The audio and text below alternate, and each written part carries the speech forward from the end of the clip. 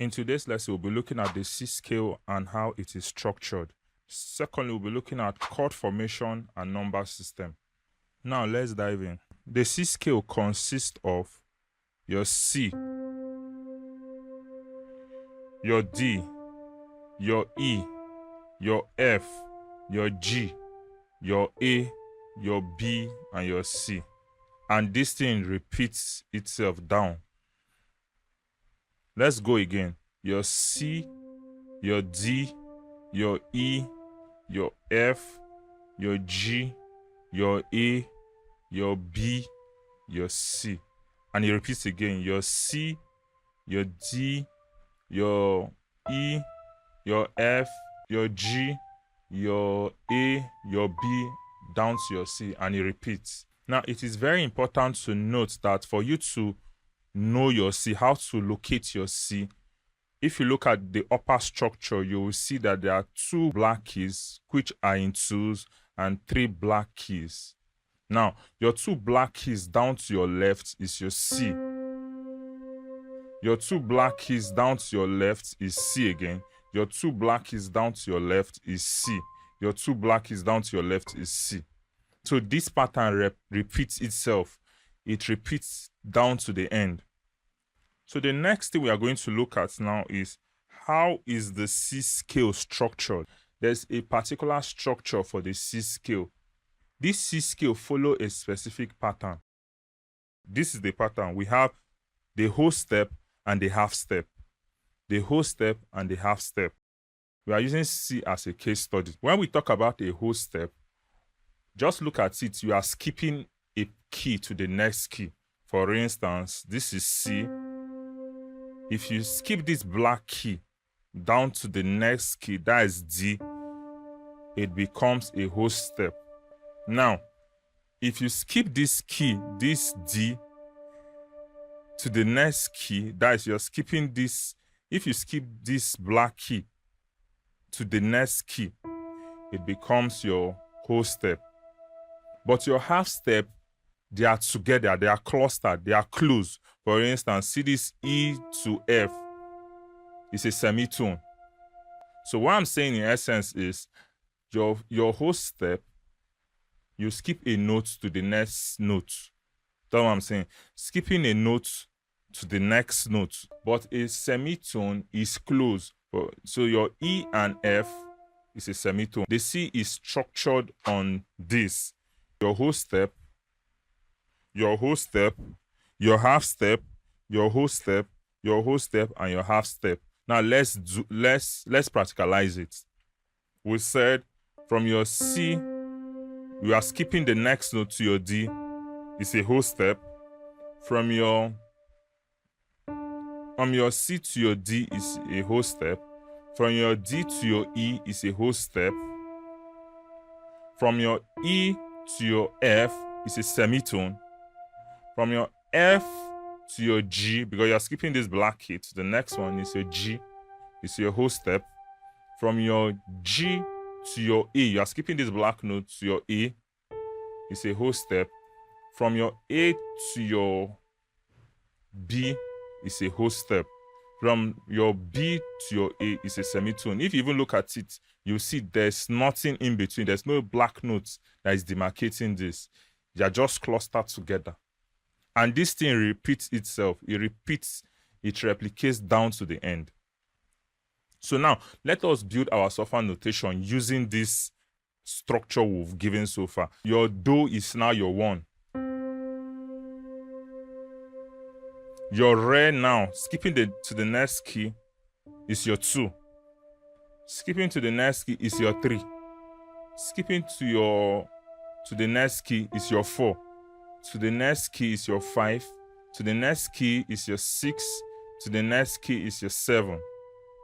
Then you repeat again to your 1. Because we said 2 black keys down is your C. So to your 1, to your 2, to your 3, to your 4, to your 5, 6, 7, and it repeats. So this is how we will build it. So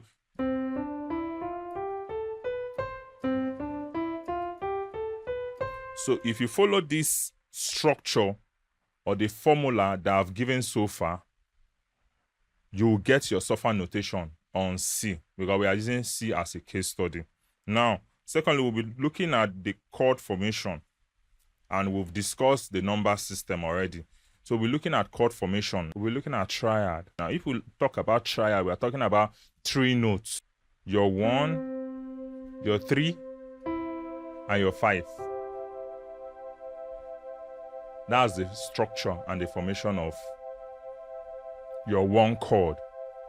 Now, I pause to say this. Combination of 2 or more notes is called your chords. Your 2, your 4, and your 6 becomes your second chord. That is your re chord. Your 3, your 3, your 3, your 5, and your 7. Your 3, your 5, and your 7 becomes your 3 chord. 4, your 6, and your 1 becomes your 4 chord. Your 5, your 7, and your 2 becomes your 5th chord. That's your saw. Your 6, 1, 3 becomes your la chord. 7, 2, 4 becomes your 7th chord. Sometimes they call it diminished chord. Now let's build back. This is your 1 chord, your 2 chord, your 3 chord, your 4 chord, your 5 chord, your 6 chord, your 7 chord, back to your 1 chord, and it repeats itself. So this is your do,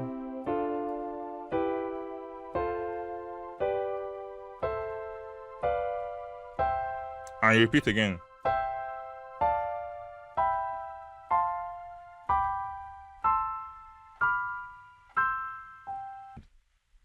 Now, there's also a place of your left hand too. So you can replicate this using your left hand. So your left hand is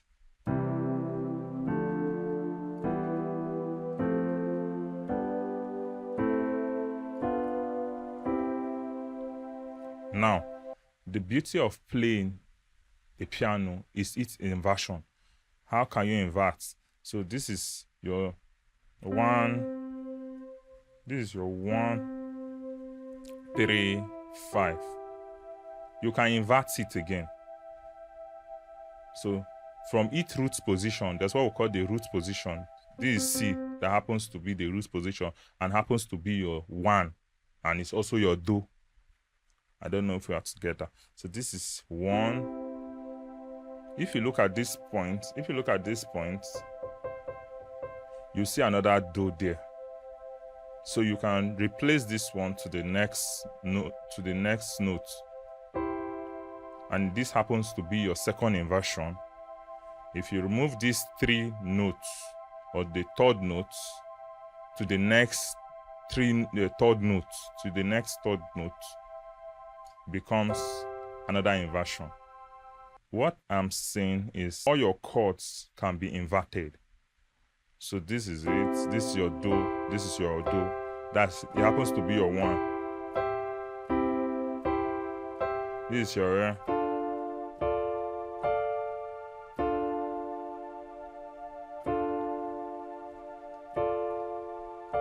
So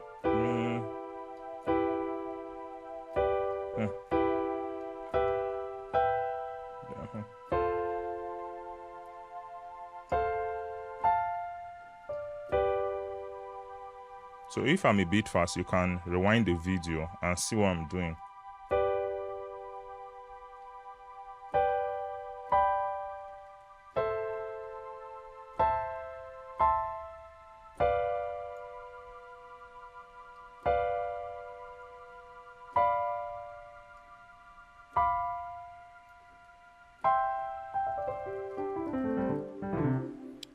Do.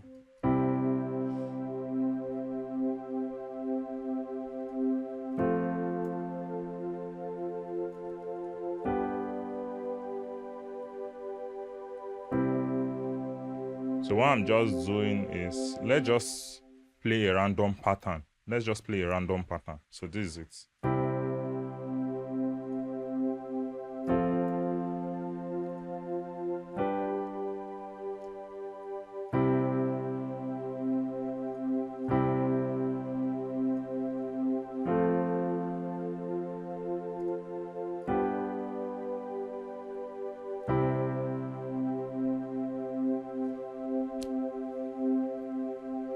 So when you get your keyboard or any keyboard you can lay your hands on, what you do is start by identifying C. Your first assignment is this.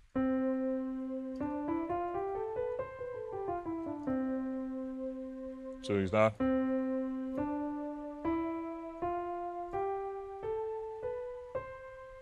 So your thumb takes 1, the second finger takes 2, this is 3, then you roll it down. So this is it.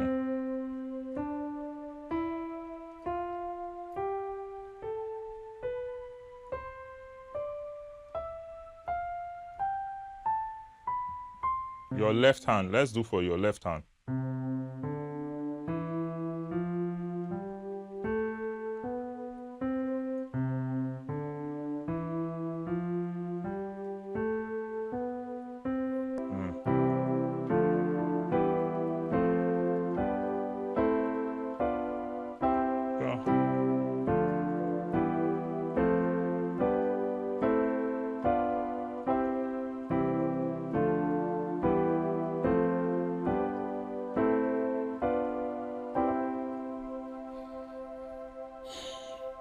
After you do that, then you start playing in different inversions.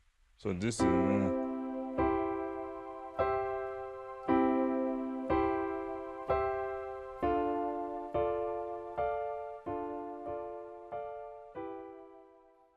we have come to the end of this video. Thank you all for watching. If you found this video helpful, please give it a thumbs up and consider subscribing to the channel for more content. Don't forget to hit the notification bell. Your support means a lot and help us continue to create content for you. See you in the next video.